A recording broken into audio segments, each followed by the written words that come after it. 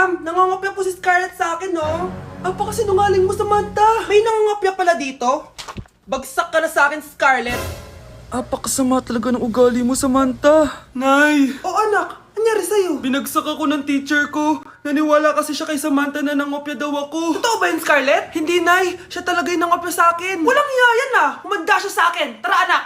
A few moments later. Ma'am, bakit niyo po kami pinatawag dito? Eh kasi ang anak mo, sinungaling. Siya naman talaga yung nangopya kay Scarlett eh. Hindi po totoo yan. Para malaman natin kung sino nagsasabi ng totoo sa inyong dalawa, mag-quiz na lang kayo ulit.